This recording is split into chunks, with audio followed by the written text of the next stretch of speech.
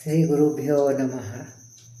ಕೃಷ್ಣಾಯ ವಾಸುದೇವಾಯ ಹರಯೇ ಪರಮಾತ್ಮನೆ ಪ್ರಣತಃ ಕ್ಲೇಶನಾಶಾಯ ಗೋವಿಂದಾಯ ನಮೋ ನಮಃ. ಹರೇ ಶ್ರೀನಿವಾಸ ಶ್ರೀ ಗುರು ರಾಘವೇಂದ್ರಾಯ ನಮಃ. ಶ್ರೀ ಸತ್ಯಾತ್ಮತೀರ್ಥ ಗುರುಭ್ಯೋ ನಮಃ. ಶ್ರೀ ಜಗನ್ನಾಥದಾಸ ಗುರುಭ್ಯೋ ನಮಃ. ಎಲ್ಲರಿಗೂ ನಮಸ್ಕಾರ. ನಾವು ಮಾತೃಕಾ ಸಂಧಿಯ ಸಾರವನ್ನು ನೋಡ್ತಾ ಇದ್ದೀವಿ. ಈಗ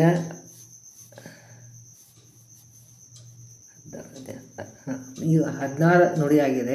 ಇನ್ನು 17ನೇ ನುಡಿಯನ್ನು ನೋಡೋಣ. ಮೌಳಿಯಲ್ಲಿಹ ವಾಸುದೇವನು ಏಳ ಅಧಿಕ ನವ ಅಜಾದಿ. 7 ಅಧಿಕ 9 7 ಅಧಿಕ 9 ಅಂತಂದ್ರೆ 9. 7 ಅಧಿಕ 9 ಅಂದ್ರೆ 16. 16 ಅಜಾದಿ ರೂಪವ ಮೌಳಲಿ ಅಂದ್ರೆ ವಾಸುದೇವನು ಅಂತಂದ್ರೆ ಶಿರಸ್ಸಿನ ಮೇಲೆ. ಇಲ್ಲಿ ಶಿರಸ್ಸಿನ ಮೇಲೆ 12 ಇಲ್ಲ ಕಮಲಗಳ ಚಿಂತನೆ ಮಾಡ್ತಾ ಇಲ್ಲ. ಶಿರಸ್ಸಿನ ಮೇಲೆ 12 ಅಂಗುಳದ ಮೇಲೆ 12 ಕಮಲ ಅಂತ ಹೇಳ್ತಾರೆ. ಅಲ್ಲಿ ವಾಸುದೇವ ರೂಪಿ ಪರಮಾತ್ಮ ಇದ್ದಾನೆ ಅಂತ ಹೇಳಿದ್ರೆ ಅಂದರೆ ಇಲ್ಲಿ ಕಿರೀಟಿನಲ್ಲಿ ಇದ್ದಾನೆ ಭಗವಂತ ಕಿರೀಟ ಹಾಕ್ಕೊಂಡಿದ್ದಾನೆ. ಆ ಕಿರೀಟಿನಲ್ಲಿ ಇದ್ದಾನೆ ಭಗವಂತ. ಇದು ನಾವೇ ಕಿರೀಟ ಹಾಕ್ಕೊಂಡಿರೋದಿಲ್ಲ, ಅದಕ್ಕೆ ನಾವು ತಲೆ ಮೇಲೆ 12 ಅಂಗುಲದ ಮೇಲೆ ಭಗವಂತ ಇದ್ದಾನೆ. ಅಲ್ಲಿ ಮೌಳಲಿ ಅಥವಾ ಶಿರಸ್ಸಿನ ಮೇಲೆ ಇದ್ದಂತಹ ಕಿರೀಟದಲ್ಲಿ ವಾಸುದೇವ ರೂಪಿ ಪರಮಾತ್ಮ ಇದ್ದಾನೆ. ಇಲ್ಲಿ 16 ರೂಪದ ಅಜಾದಿ ರೂಪದ ವಿಡಿಯೋವನ್ನು ಸ್ಪಷ್ಟವಾಗಿ ವಿಸ್ತಾರವಾಗಿ ಎಲ್ಲ ಹೇಳಿದ್ದೀನಿ. ಅಲ್ಲಿ ಎಲ್ಲ ನೀವು ಕೇಳಿದರೆ ತಂದ್ಕೊಂಡಿದ್ದೀನಿ. ಯಾರು ಕೇಳಿಲ್ಲ ಅವರಿಗೆ ಇಲ್ಲಿ ನುಡಿಯಲ್ಲಿ ಬಂದಿದೆ ಆ ವಿಷಯ, ಅದಕ್ಕೆ ಇಲ್ಲಿ ತಿರ್ಗಾ ನಾನು ಹೇಳ್ತಾ ಇದ್ದೀನಿ. ಈ ನಮ್ಮ ಮುಖದಲ್ಲಿ ಈ ಬರೀ ಇಷ್ಟು ಭಾಗದಲ್ಲಿ 16 ರೂಪಗಳನ್ನು ಭಗವಂತ ಇರ್ತಾನೆ. ರೂಪದಿಂದ ಭಗವಂತ ಇರ್ತಾನೆ. ಅವು ಅಜಾದಿ ರೂಪೊಳಗಿಂದ 16. 7 ಅಧಿಕ 9 ಅಜಾದಿ ರೂಪವ ತಾಳಿ ಮುಖದೊಳು ನಯನ ಶ್ರವಣ ಆದ್ಯ ಅವಯವಗಳೊಳಗೆ ಮತ್ತು ಅಲ್ಲಿ ಇಷ್ಟೆಲ್ಲ ಅವಯವಗಳಲ್ಲಿ ಇದ್ದಾನೆ ಅಂತ ಹೇಳ್ತಾ ಇದ್ದಾರೆ. ಸೊ ಇಲ್ಲಿ ಆ ಲಿಸ್ಟನ್ನು ಓದುತ್ತೀನಿ. ಇಲ್ಲಿ ಎಲ್ಲೆಲ್ಲಿ ಯಾರಿದ್ದಾನೆ. ಮೌಳಿಯಲ್ಲಿ ಅಂದರೆ ವಾಸುದೇವ ನಾಮಕ ಹರಿಯೇ ಮಸ್ತಕ ಆರಂಭಿಸಿ ಎಲ್ಲ ಮುಖದಲ್ಲಿ ಅವಯವಗಳಲ್ಲಿರುವ ರೂಪ ಹೇಳ್ತಾರೆ. ಇಲ್ಲಿ ಶಿರಸ್ಸಿನ ಮೇಲೆ ವಾಸುದೇವನು ಇರ್ತಾನೆ. ಅಲ್ಲದೆ ಶಿರಸ್ಸಿನಲ್ಲಿ ಅಂದರೆ ಅಜಾಯ ನಮಃ ಆನಂದಾಯ ನಮಃ ಶುರು ಆಗ್ತದಲ್ಲ. ಸೊ ಇಲ್ಲಿ ಶಿರಸ್ಸಿನಲ್ಲಿ ಅಜರೂಪ, ಮುಖದಲ್ಲಿ ಆನಂದ, ಬಲಗಣ್ಣಿನಲ್ಲಿ ಇಂದ್ರ, ಎಡಗಣ್ಣಿನಲ್ಲಿ ಈಶಾನ, ಬಲಕಿವಿಯಲ್ಲಿ ಉಗ್ರ, ಎಡಕಿವಿಯಲ್ಲಿ ಊರ್ಜ, ಬಲನಾಸಿಕ ಪುಟದಲ್ಲಿ ಋತುಂಭರ, ಎಡನಾಸಿಕ ಪುಟದಿ ರುಹ, ಬಲ ಕಪೋಲದಲ್ಲಿ ನೃಜ, ಎಡ ಕಪೋಲದಲ್ಲಿ ನೃಜ ಎರಡಿದೆ ಅಲ್ಲಿ. ಮೇಲ್ತುಟಿಯಲ್ಲಿ ಏಕಾತ್ಮ, ಕೆಳತುಟಿಯಲ್ಲಿ ಐರ, ಮೇಲಿನ ದಂತ ಪಂಕ್ತಿಯಲ್ಲಿ ಓಜಭೃತ, ಕೆಳದಂತ ಪಂಕ್ತಿಯಲ್ಲಿ ಔರಸ, ತಾನು ಅನಂತಾಯ ನಮಃ, ವಾಚದಲ್ಲಿ ಅರ್ಧಗರ್ಭಾಯ ನಮಃ. ಹೀಗೆ 7 ಅಧಿಕ 9 ಅಂತಂದರೆ 16 ರೂಪಗಳನ್ನು ಈ ಮುಖದಲ್ಲಿನೇ ಇವೆ ಅಂತ. ಸೊ ಈ ಎಲ್ಲ ರೂಪಗಳನ್ನು ನಾನು ಎಲ್ಲ ವಿಸ್ತಾರವಾಗಿ ನಿಧಾನವಾಗಿ ನೀವು ಬರೋ ಹಾಗೆ ಈ ಅಜಾದಿ ರೂಪಗಳದ್ದು ಸಪ್ರೇಟ್ ವಿಡಿಯೋ ಮಾಡಿದ್ದೀನಿ. ಯಾರು ಕೇಳಿಲ್ಲ ಅದನ್ನು ಕೇಳಿ ಬರ್ಕೊಂಡು ಅದರ ಸರಿಯಾಗಿ ಅಧ್ಯಯನ ಮಾಡಬೇಕು ಅಂತ ಹೇಳ್ತಾ ಇದ್ದಾರೆ. ಸೊ ಇಲ್ಲಿ 16 ರೂಪಗಳನ್ನು ಮುಖದಲ್ಲಿ ಎಲ್ಲೆಲ್ಲಿ ಯಾವ್ಯಾವಿದೆ ಅಂತರೋದನ್ನು ಇಲ್ಲಿ ನುಡಿಯಲ್ಲಿ ವಿಸ್ತಾರವಾಗಿ ಕೊಟ್ಟಿಲ್ಲ. ಅದರಲ್ಲಿ 16 ಅಜಾದಿ ರೂಪಗಳ ತಂದಮೇಲೆ ನಾವು ಇದನ್ನು ಚಿಂತನೆ ಮಾಡಬೇಕು ಅಂತ ತಿಳ್ಕೋಬೇಕು. ಆಮೇಲೆ ಇಲ್ಲಿ ಆಳ ಅರಸು ತಾನಾಗಿ ಅಂದರೆ ಅವನೇ ಆಳಾಗ್ತಾನೆ, ಅವನೇ ಅರಸಾಗ್ತಾನೆ. ಇದರ ಅರ್ಥ ಏನು ಅಂತಂದ್ರೇನು, ನಮಗೆ ಎಲ್ಲ ಅವಯವಗಳಲ್ಲಿ ಇಲ್ಲೆಲ್ಲ ಮುಖದಲ್ಲಿದ್ದಂಥ ಪ್ರತಿಯೊಂದು ಅವಯವದಲ್ಲಿ ಭಗವದ್ ರೂಪ ಯಾವುದು ಇದೆ ಅಂತ ಅನ್ನೋದನ್ನು ಹೇಳಿದರು. ಸೊ ಅಲ್ಲಿ ಎಲ್ಲ ದೇವತೆಗಳೇ ಇರ್ತಾರೆ. ಆ ದೇವತೆ ಅಂತರ್ಯಾಮಿಯಾಗಿ ಭಗವಂತನೇ ಇದ್ದಾನೆ. ಸೊ ಆ ದೇವತೆಗಳ ದ್ವಾರ ಸೇವೆ ತಗೊಳ್ತಾನೆ, ಅದರಲ್ಲಿ ಆಳಾದ. ಆಮೇಲೆ ಅರಸು ಅಂತಂದರೆ ಅಲ್ಲಿ ಭಗವದ್ ರೂಪ ಇದೆ, ಆ ರೂಪಕ್ಕೆ ದೇವತೆಗಳು ಆರಾಧನೆ ಮಾಡ್ತಾರೆ, ಅಲ್ಲಿ ಅರಸಾದ. ಆಳು ಅರಸ ತಾನಾಗಿ ಸತತ ಸುಲೀಲೆಗೈಯುತಲಿ ಸುಖಮಯ. ಸತತವಾಗಿ ಲೀಲೆಯನ್ನು ಮಾಡ್ತಾನೆ. ಲೀಲೆ ಅಂತಂದ್ರೇನು, ಎಲ್ಲ ಕಾರ್ಯಗಳನ್ನು ಸಲೀಲವಾಗಿ ಯಾವುದೂ ಒಂದು ಏನು ಕ್ಲೇಶ ಇಲ್ಲದೆ ಯಾವುದು ಆಯಾಸ ಇಲ್ಲದೇ ಮಾಡ್ತಾನೆ. ಅದಕ್ಕೆ ಲೀಲೆಗೈಯುತ ಈ ಶಬ್ದವನ್ನು ಬಹಳ ಕಡೆ ಜಗನ್ನಾಥದಾಸ ನುಡಿದಿದ್ದಾರೆ. ಲೀಲೆಗೈಯುತ ಲಿಪ್ಪ ಸುಖಮಯ, ಸುಖಮಯನಾಗಿ ಸುಖ ಸಂಪೂರ್ಣನಾಗಿ ಇದ್ದಾನೆ. ಸೊ ಇದೆಲ್ಲ ಕಾರ್ಯದಿಂದ ಅವನಿಗೆ ಸುಖ ದುಃಖ ಇಲ್ಲ. ಆದರೆ ಈ ಕರ್ಮಗಳನ್ನು ನಮ್ಮಿಂದ ಮಾಡಿಸಿ ಅದರದ ಫಲವನ್ನು ನಮಗುಣಿಸ್ತಾನೆ. ಈ ಕರ್ಮಗಳನ್ನು ಈ ಕಾರ್ಯಗಳನ್ನು ನಮ್ಮ ಕರ್ಮಾನುಸಾರವಾಗಿ ಮಾಡಿಸ್ತಾನೆ, ಅದರದ ಫಲವನ್ನು ನಮಗೆ ಉಣಿಸ್ತಾನೆ. ಹಾಗೆ ನಮ್ಮದೇನು ಕೈವಾಡಿಲ್ವಲ್ಲ, ಎಲ್ಲ ಭಗವಂತರೇ ಮಾಡಿಸ್ತಾನೆ. ಹೌದು, ನಮ್ಮ ಕರ್ಮಾನುಸಾರವಾಗಿ. ಆದರೆ ನಮ್ಮದು ಪ್ರಯತ್ನವೂ ಬೇಕು. ಅದು ಪ್ರತಿಯೊಂದರಲ್ಲಿ ನಮಗೆ ದ್ವಂದ್ವ ಭಾವನೆ ಬರ್ತಾನೆ ಇರ್ತದೆ. ಯಾಕಂದರೆ ದೇವತೆಗಳು ದೈತ್ಯಗಳು ಅಕ್ಕಪಕ್ಕದಲ್ಲೇ ಕೂತಿದ್ದಾರೆ. ಪ್ರತಿಯೊಂದು ಜಾಗದಲ್ಲಿ ಇಬ್ಬರು ಕೂತಿದ್ದಾರೆ. ಇಬ್ಬರದ್ದು ಸ್ಪರ್ಧೆ ನಡೆದೇ ಇರ್ತದೆ. ಯಾವಾಗಲೂ ಮಹಾಭಾರತ ನಮ್ಮ ದೇಹದಲ್ಲಿನೇ ಸತತವಾಗಿ ನಡೀತಾ ಇರ್ತದೆ. ಸೊ ಇಬ್ಬರೂ ಪ್ರೇರಣೆ ಕೊಡ್ತಾ ಇರ್ತಾರೆ. ನಾವು ಎಷ್ಟೆಷ್ಟು ಭಗವಂತನ ಆರಾಧನೆ ಹೆಚ್ಚು ಮಾಡ್ತೀವೋ ಅಷ್ಟು ನಮಗೆ ದೇವತೆಗಳು ಹೆಚ್ಚು ಪ್ರೇರಣೆ ಮಾಡಿ ದೇವತೆಗಳ ಬಲ ಹೆಚ್ಚಾಗಿಬಿಟ್ಟು ಅಂದರೆ ಅವರು ನಮಗೆ ಕಾರ್ಯ ಮಾಡಿಸೋ ಹಾಗೆ ಆಗ್ತದೆ ಅಂತ. ಸೊ ಅದಕ್ಕೆ ಪ್ರಯತ್ನ ಮಾತ್ರ ನಾವು ಮಾಡಬೇಕು. ನಾವು ಮಾಡಬೇಕು. ಅದು ನಮ್ಮ ಕರ್ಮ ಎಷ್ಟು ಇರ್ತದೋ ನಮಗೆ ಎಷ್ಟು ಫಲ ಸಿಗಬೇಕು ಅಷ್ಟೇ ಭಗವಂತ ಕೊಡ್ತಾನೆ, ಅದಕ್ಕೆ ಹೆಚ್ಚಿಗೆ ಕೊಡುವುದಿಲ್ಲ. ಅದ್ರ ಖರೆ ಪ್ರಯತ್ನ ಮಾಡೋಕ್ಕೆ ಒಂದು ಅವಕಾಶವನ್ನು ಭಗವಂತ ನಮಗೆ ಕೊಟ್ಟಿದ್ದಾನೆ ಅಂತ. ಆ ಪ್ರಯತ್ನ ಮಾಡುವಾಗ ಅದು ತನ್ನ ರೂಪ ಪ್ರಕಟ ಮಾಡಿ ಫಲವನ್ನು ನಮಗೆ ಕೊಡ್ತಾನೆ ಅಂತ. ಇದೆಲ್ಲ ಷೋಡಶಿ ಚತುರ್ದಶಿಯಲ್ಲಿ ಬಂದಂಥ ವಿಷಯ. ಅದು ವಿಸ್ತಾರವಾಗಿ ಕೇಳಬೇಕು. ನಾವು ಈಗ ಬೇರೆ ಗ್ರೂಪಲ್ಲಿ ಹೇಳ್ತಾ ಇದ್ದೀನಿ ನಾನು. ಷೋಡಶಿ ಚತುರ್ದಶಿ ಎಷ್ಟೋ ಜನ ಜಾಯ್ನ್ ಆಗಿದ್ದಾರೆ. ನಿಮಗೆ ಗೊತ್ತಿದ್ದರೆ ಮೋಸ್ಟ್ಲಿ ನೀವು ಆಗಿರ್ತೀರಿ ಅಂತ ಅಂದ್ಕೊಂಡಿದ್ದೀನಿ. ಸರಿ. ಸೊ ಆಳ ಅರಸುತ್ತಾನಾಗಿ ಸತತ ಸೂಲೇಲಿಯಗೊಳಿತ ಸುಖಮಯ, ಕೇಳಿ ಕೇಳಿಸಿ ನೋಡಿ ನೋಡಿಸಿ ನುಡಿದು ನುಡಿಸುವನು. ಈ ಶಬ್ದವನ್ನು ಸತತವಾಗಿ ನಮಗೆ ಚಿಂತನೆಗೆ ಬರಬೇಕು. ಅದೇ ಅವನು ಕೇಳ್ತಾನೆ. ಮೊದಲು ನಾನು ಹಿಂದಕ್ಕೆ ಹೇಳಿದ್ದೀನಿ, ಅದು ಎಲ್ಲ ವೀಡಿಯೋಸು ಎಲ್ಲರೂ ನೋಡಿರೋದಿಲ್ಲ. ಅದಕ್ಕೆ ನಾನು ಕೆಲವೊಂದು ವಿಷಯನ ರಿಪೀಟ್ ಮಾಡಬೇಕಾಗುತ್ತದೆ. ಈಗ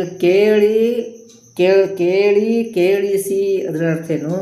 ಒಂದು ನಮಗೆ ಕೇಳಿಸೋದು ಹೇಗಿರ್ತದೆ, ಹೊರಗಡೆಯಿಂದ ವೈಬ್ರೇಷನ್ ನಮ್ಮ ಕಿವಿಗೆ ಬರ್ತದೆ.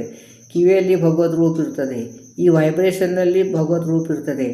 ಆ ಎರಡು ರೂಪ ಆದರೆ ನಮಗೆ ಕೇಳಿಸ್ತದೆ, ಇಲ್ಲೇ ಕೇಳಿಸೋದಿಲ್ಲ. ಸೊ ಆ ಕೇಳಿಸೋದಂಥದ್ದು ಒಂದು ರೂಪ ಪ್ರಕಟ ಆಗಿರ್ತದೆ. ಆ ರೂಪವನ್ನು ನಮ್ಮ ಕಿವಿಯಲ್ಲಿದ್ದಂಥ ಭಗವದ್ ರೂಪವನ್ನು ಐಕ್ಯ ಆದರೆ ಈ ಎಲ್ಲ ರೂಪಗಳನ್ನು ಬಿಂಬರೂಪಿ ಪರಮಾತ್ಮನಾಗಿ ಅಭಿನ್ನ ಆದಂಥ ರೂಪಗಳು, ಅದಕ್ಕೆ ನಮಗೆ ಕೇಳಿಸ್ತದೆ ಅಂತ. ಅದೇ ರೀತಿಯಾಗಿ ನೋಡಿ ನೋಡಿಸಿ ನುಡಿದು ನುಡಿಸುವನು. ಅವನು ಒಳಗಡೆ ಅವನು ನಿಂತುಬಿಟ್ಟು ಅವನು ನುಡಿತಾನೆ, ನಮ್ಮ ದ್ವಾರ ನುಡಿಸ್ತಾನೆ. ಅವನು ಮಾತಾಡಿದ್ದನ್ನು ಶಬ್ದಗಳನ್ನು ಹೊರಗಡೆ ಬರುವುದಿಲ್ಲ, ಆದರೆ ಅವನು ಮಾತಾಡಿದ್ದಕ್ಕೆ ನಾವು ಮಾತಾಡೋ ಹಾಗೆ ಆಗ್ತೀವಿ.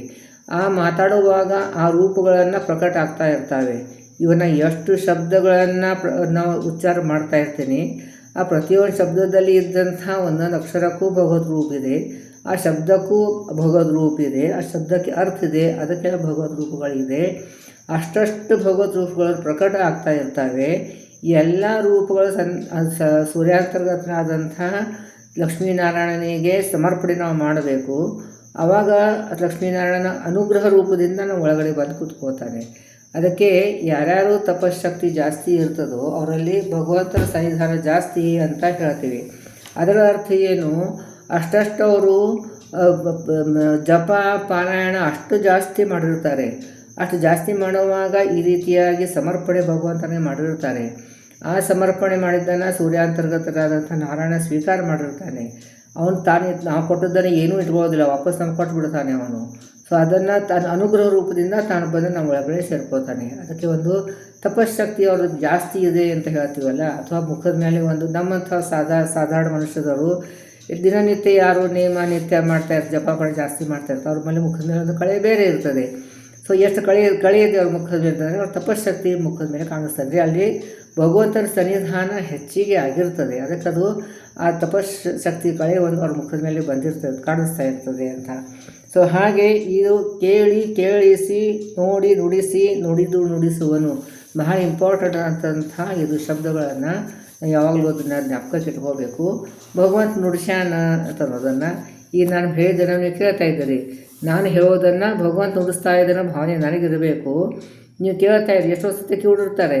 ಅದಕ್ಕೆ ಅವರು ಭಗವಂತನ ಕೇಳಿಸ್ತಾ ಇದ್ದಾನೆ, ಅವನೇ ಕೇಳಿಸ್ತಾ ಇದ್ದಾನೆ ನನಗೆ ತಂದು ಭಾವನೆ ನಿಮಗೂ ಬರಬೇಕು. ನನ್ನ ಕಡೆ ನುಡಿಸ್ತಾ ಇದ್ದಾರೆ, ನನಗೂ ಭಾವನೆ ಬರುತ್ತೆ, ಇಬ್ಬರಿಗೂ ಅವಾಗ ಅದರದ್ದು ಫಲ ಜಾಸ್ತಿ ಇರ್ತದೆ. ಅದಕ್ಕೆ ಆಮೇಲೆ ಇನ್ನು ಮುಂದೆ 18ನೇ ನುಡಿ ಒಳಗಡೆ 2 + 70 ನಾಡಿಗೆ ಮುಖ್ಯ ಏಕೋತ್ತರ ಶತಗಳಿಲವು 101 ಮೂರ್ತಿಗಳು. ಇಲ್ಲಿ 72,000 ನಾಡಿ ಅಂತ ಎಲ್ಲ ಕಡೆ ಹೇಗೆ ಬಂತು ಅನ್ನೋದನ್ನು ಎಲ್ಲ ಲೆಕ್ಕವನ್ನು ಹಿಂದೆ ಸಂಧಿಯಲ್ಲಿ ನಾವು ನೋಡಿದ್ದೀವಿ. 72,000 ಹೇಗೆ ಬಂತು ಅಂತನ್ನೋದನ್ನು. ಆ 72,000 ಒಳಗಡೆ 72,000 ರೂಪದಿಂದ ವಾಯು ಅಂತರ್ಗತ ಲಕ್ಷ್ಮೀ ಸಹಿತದಂಥ ಭಗವಂತ ಇದ್ದಾನೆ ಅಂತ ಚಿಂತನೆ ಮಾಡಬೇಕು ಅಂತ. ಅಲ್ಲಿ ಎಲ್ಲ ಈ ನಾಡಿ ಒಳಗಡೆ ಮುಖ್ಯ ನಾಡಿಗಳು ಯಾವುವು ಅಂತ ಎಲ್ಲ ತಿಳಿಸ್ಕೊಡ್ತಾ ಇದ್ದಾರೆ. ಅಂದರೆ ಮುಖ್ಯ ನಾಡಿ ಇದು ಹಿಂದೆ ಹೇಳಿದ್ದೀವಿ, ಅದು ಸುಷುಮ್ನ ನಾಡಿ ಮಧ್ಯದಲ್ಲಿ ಇರ್ತದೆ. ಅಂದರೆ 4 ದಿಕ್ಕಿಗೆ 4 ನಾಡಿಗಳ ಟಿಸಲು ಹೊಡೆದಿರ್ತದೆ. ಅದನ್ನೇ ಬೆಳ್ಕೊಂಡು ಬರ್ತದೆ. ಇದು ಪೂರ್ವ, ಪಶ್ಚಿಮ, ದಕ್ಷಿಣ, ಉತ್ತರಕ್ಕೆ ಬರ್ತವೆ. ಅಲ್ಲಿ ತಿರ್ಗಾ ಪ್ರತಿಯೊಂದು ಇದು ನಾಡಿಗಳನ್ನು ಟಿಸಲು ಹೊಡಿತದೆ ಅಲ್ಲಿ. ಅದಕ್ಕೆ ಹೇಗೆ 101 ಬಂತು ಅಂತಂದರೆ ಇಲ್ಲಿ ಪೂರ್ವಕ್ಕೆ ಧಾರುಣಿ, ಪಶ್ಚಿಮಕ್ಕೆ ವಜ್ರಿಕ, ಆಮೇಲೆ ಎಡಭಾಗದಲ್ಲಿ ಆರ್ಯ, ಆಮೇಲೆ ಭಾಗದಲ್ಲಿ ವೈದೃತಾಗೆ ಈ ಇಡಾಪಿಂಗಳ ಅಂತ ಹೇಳ್ತೀವಿ. ಸೊ ಇದು 4 ಬಂದಿರ್ತದೆ. ಇದು ಆಮೇಲೆ ಇದು ನಮ್ಮ ಹೃದಯದಲ್ಲಿ ಬಂದು ಇಡಾಪಿಂಗಳ ಹಿಂಗೆ ಕ್ರಾಸ್ ಆಗ್ತದೆ, ಹಿಂಗೆ ಕ್ರಾಸ್ ಆಗಿ ಹಿಂದೆ ಬರ್ತದೆ. ಅದಕ್ಕೆ ಇದು ಸ್ಟಾರ್ಟಿಂಗಲ್ಲಿ ಎಡಗಡೆ ಬಲಗಡೆ ಪಿಂಗಳ ಇರ್ತದೆ. ಆಮೇಲೆ ಅದು ಕ್ರಾಸ್ ಆಗಿ ಹಿಂಗೆ ಮಾಡಿ ಬರ್ತದಲ್ಲ, ಅದಕ್ಕೆ ಅದು ಬಲಗಡೆ ಇಡ ಬರ್ತದೆ, ಎಡಗಡೆ ಪಿಂಗಳ ಬಂದುಬಿಡ್ತದೆ. ಸೊ ಹೀಗೆ ಆಮೇಲೆ ಅಲ್ಲೆಲ್ಲ ನದಿಗಳ ಸನ್ನಿಧಾನ ಇದೆ ಅನ್ನೋದನ್ನು ಇಲ್ಲಿ ಹೇಳ್ತಾ ಇದ್ದಾರೆ. ಇಲ್ಲಿ ಅದು ನದಿ ಸನ್ನಿಧಾನ ಮುಂದೆ ನುಡಿಲಿ ಬರ್ತದೆ. ಈಗ ಇಲ್ಲಿ 101 ಶಾಖೆಗಳು ಅಂತ ಹೇಳ್ತಾರೆ. ಒಂದು ಸುಷುಮ್ನ ನಾಡಿ ಮಧ್ಯದಲ್ಲಿ, ಮಧ್ಯದಲ್ಲಿದ್ದಂಥ ಸುಷುಮ್ನ ನಾಡಿ. ಆಮೇಲೆ ಇದು 4 ನಾಡಿಗಳು. ಅಲ್ಲಿ 4 ಅದಕ್ಕೆ ಬರೀ ಎಡಗಡೆ ಬಲಗಡೆ ಇದ್ದಂಥ ಇಡಾಪಿಂಗಳ ನಾಡಿಗಳೇನು ಇದಾವೆಯೋ, ಅಥವಾ ಇದು ವೈದೃತಿ ಆರ್ಯ ಅಂತ ಹೇಳ್ತೀವೋ, ಅದು ಒಂದೊಂದು ನಾಡಿ 50 ಟಿಸಲ್ ಹೊಡಿತವೆ, ಬ್ರಾಂಚಸ್ ಆಗ್ತವೆ. ಅದನ್ನೇ ತಿರ್ಗಾ ಬ್ರಾಂಚಸ್ ಆಗಿ 72,000ಕ್ಕೆ ಅದು ಕನ್ವರ್ಟ್ ಆಗ್ತದೆ ಅಂತ. ಸೊ ಅದಕ್ಕೆ ಇವು 101 ಮೂರ್ತಿಗಳು. ಆ ಮೇನ್ ನಾಡಿಗಳು 101, ಎಡಕ್ಕೆ 50, ಬಲಕ್ಕೆ 50. ಅದರ ತಿರ್ಗಾ ಟಿಸಲ್ ಹೊಡೆದು ಪೂರೈ 72,000 ಆಗ್ತದೆ. ಸೊ ಇಲ್ಲಿ 101 ಅರಿತು ದೇಹದಿ ಕಲಶನಾಮಕ ಹರಿಗೆ ಕಳೆಗಳಿವೆಂದು, ಅಂದರೆ ಸಾಂಶ ಕಲೆಗಳು. ಅಂದರೆ ಇದರಲ್ಲಿ ಈ 101 ಇಲ್ಲಿ ಕಲಶಗಳು. ಈಗ ನಾವು ಹೊರಗಡೆ ಕಲಶಕ್ಕೆ ಏನು ನಾವು ಅಭಿಮಾನ ದೇವತೆ ಆಹ್ವಾನ ಮಾಡ್ತೀವಿ, ಭಗವಂತ ಆಹ್ವಾನ ಮಾಡ್ತೀವಿ, ಆಮೇಲೆ ಅದನ್ನು ಅಭಿಷೇಕಕ್ಕೆ ತಗೋತೇವೆ. ಸೊ ಅಲ್ಲಿ ಇದ್ದಂಥ ರೂಪಗಳನ್ನು ಇಲ್ಲಿ ನಾಡಿಗಳೊಳಗಡೆ ಇದ್ದಾವೆ ಅನ್ನೋದ. ದೇಹದಿ ಕಲಶನಾಮಕ ಹರಿಗೆ ಕಳೆಗಳಿಗರಿವೆಂದು, ಅಂದರೆ ಸಾಂಶ ಕಲೆಗಳು. ಅಂದರೆ ಭಗವಂತ ಒಂದೊಂದು ಅಂಶ ರೂಪದಿಂದ ಇಷ್ಟು 72,000 ನಾಡಿ ಒಳಗಡೆ ಇದ್ದಾನೆ. ಮುಖ್ಯವಾಗಿ 101 ನಾಡಿ, ಅದನ್ನೇ ತಿರ್ಗಾ ಟಿಸಲ್ ಹೊಡೆಬಿಟ್ಟು ಸುಷುಮ್ನ ನಾಡಿ ಟಿಸಲ್ ಹೊಡೆಯೋದಿಲ್ಲ. ಈ 4 ನಾಡಿ ಇವೆಲ್ಲ ಅದನ್ನು ಟಿಸಲ್ ಹೊಡೆದು ಮೇನು ಎಡಕ್ಕೆ ಬಲಕ್ಕೆ ಹೇಳಿದ್ದಾರೆ 50, ಮಧ್ಯದ ಒಂದು 101, ಮೇನ್ ಇವು 101 ಹೇಳ್ತಾರೆ. ಅದನ್ನೇ ಮುಂದೆ ಟಿಸಲ್ ಹೊಡೆದು 72,000 ನಾಡಿ ಆಗ್ತವೆ ಅಂತ ಹೇಳ್ತಾರೆ. ಸೊ ಅದಕ್ಕೆ ಕಳೆಗಳೆಂದು ನೈರಂತರದಿ ಪೂಜಿಸುತ್ತಿರು.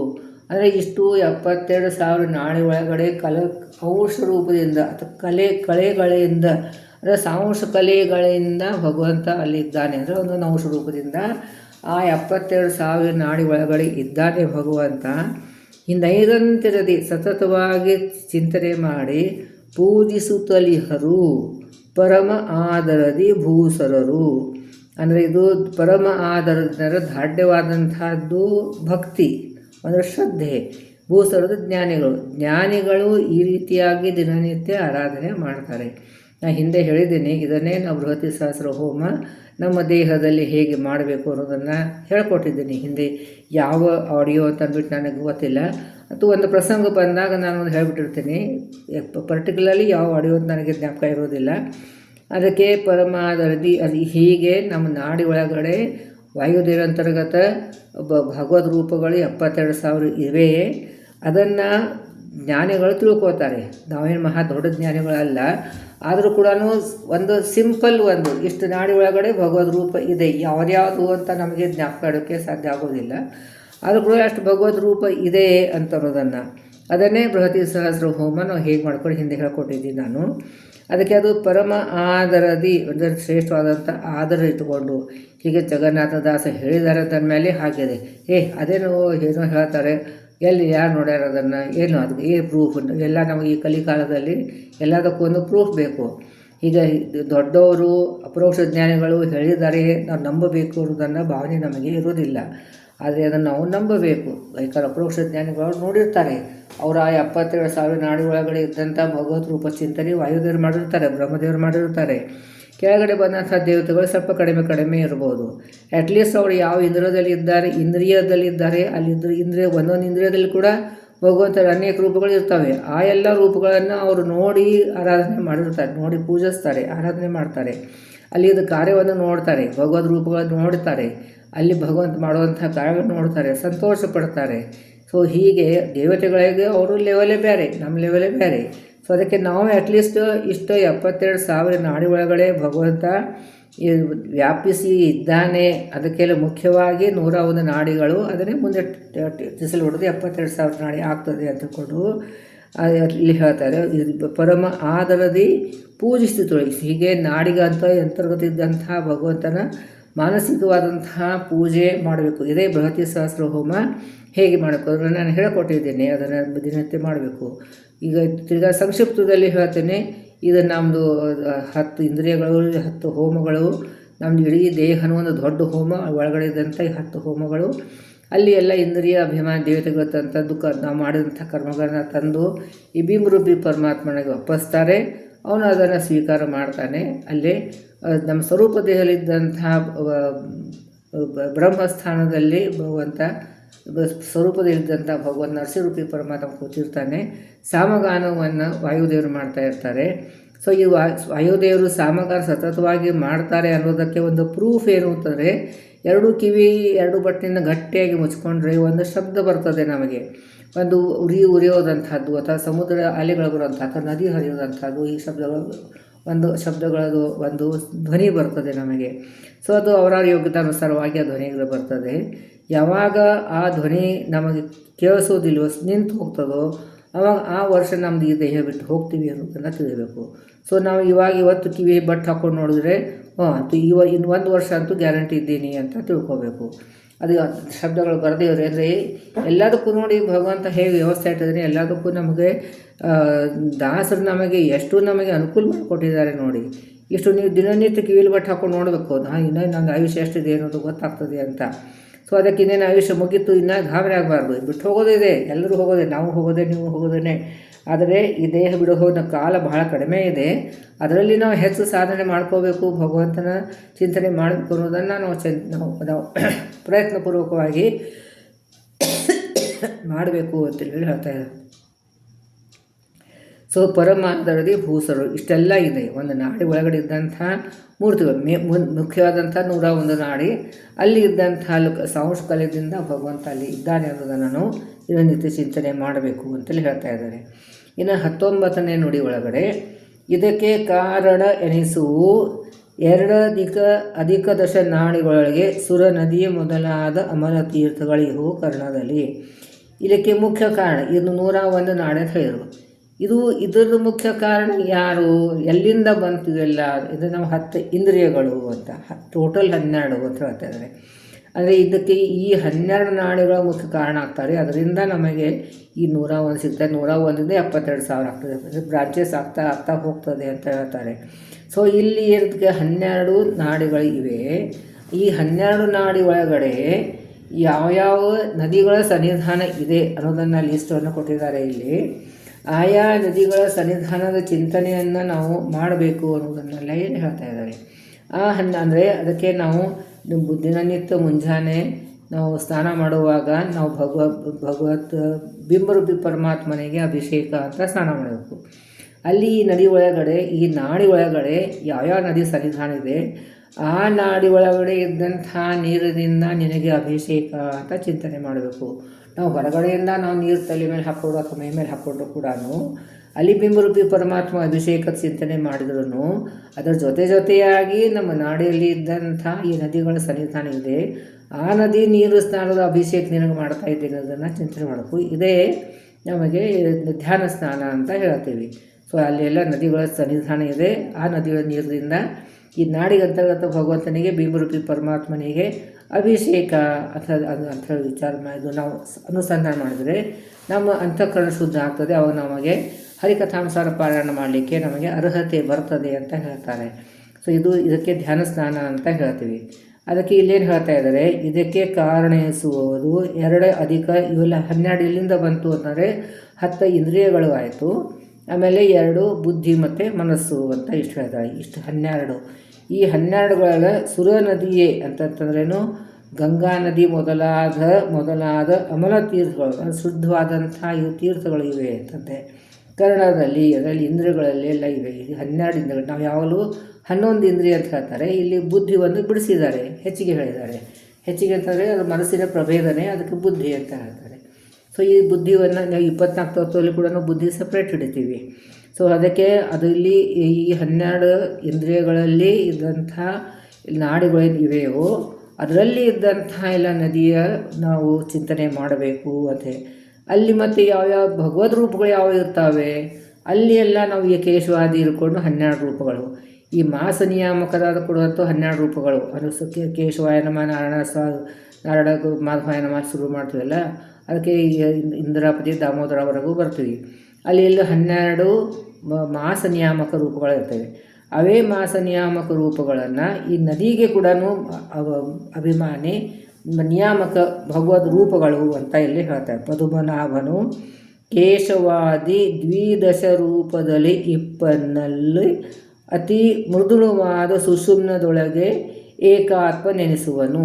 ಈ 12 ನಾಡಿಗಳೊಳಗಡೆ ಕೇಶವಾದಿ ರೂಪ 12 ರೂಪ ಆಯಿತು.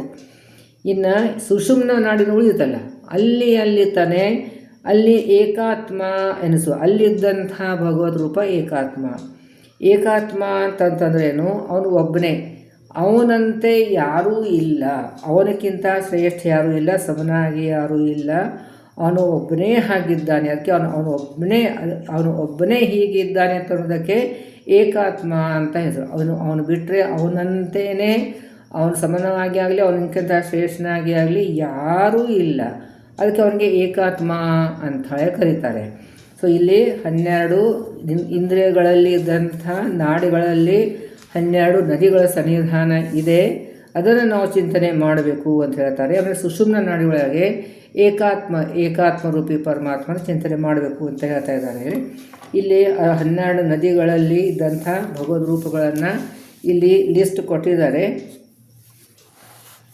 ಇಲ್ಲಿ ಇಡಾಯಾಮ್ ಮಂದಾಕಿನಿ, ಇಡಾನಾಡಿಯಲ್ಲಿ ಮಂದಾಕಿನಿ ನದಿ, ಪಿಂಗಳದಲ್ಲಿ ಯಮುನಾ, ಆಮೇಲೆ ಗಾಂಧರ್ಯ ಅಂತ ನಾಡಿ ಹೆಸರು, ಅದರಲ್ಲಿ ಕಾವೇರಿ ನದಿ, ಹಸ್ತಿನ ಅಂತ ನಾಡಿ, ಅದರಲ್ಲಿ ಸಿಂಧೂ ನದಿ,